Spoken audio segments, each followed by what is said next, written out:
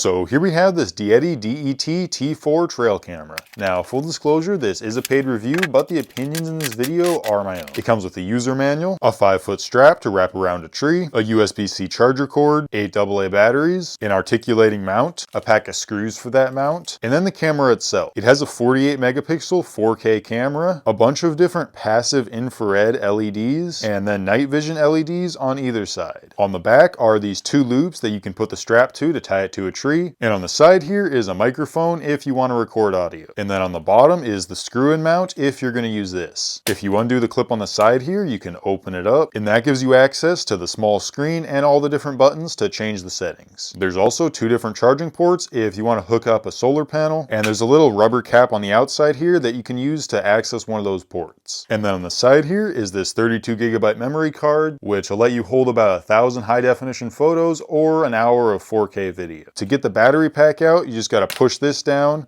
then you can pull it right out. Load them up like so, and then slide it back in. Now we can power it on and go through the setup process. There's a settings screen that lets you change around a whole bunch of different settings. The instructions explain those pretty well, so I'm not going to go through them, but I will point out a few of them. You can change the video and photo resolution, whether or not it records audio or not, and set a 4-digit password. And one more thing to note, once you download the TrailCam Go app on your phone and then connect to the camera, you can change some of these settings remotely from your phone, as well as see the battery percentage, which is pretty helpful. Anyway, I'm ready to go put this up, so I'm going to turn the lever to on and then go put it in a tree. Alright, and there we go. It was pretty easy to hang up, and the strap secures it on pretty well. A couple quick tips I got for you. If you need to get a better angle on it, wad your strap up like this, and then stick it behind the camera to point it in the direction you want. Also, make sure there's no weeds or branches directly in front of the camera, because if it gets windy and those branches start waving around, it's probably going to set the camera off, and then you're going to get a bunch of useless pictures of branches. Anyway, I've had this thing hanging up for at least a month now, and because of my mistake when setting it up, I've got hundreds of pictures of branches on here, and surprisingly, even after taking all those pictures, it still has 80% power, so I'm pretty happy about that. Also, it did get a couple pictures of a fox, and then it also took a video of the fox walking around.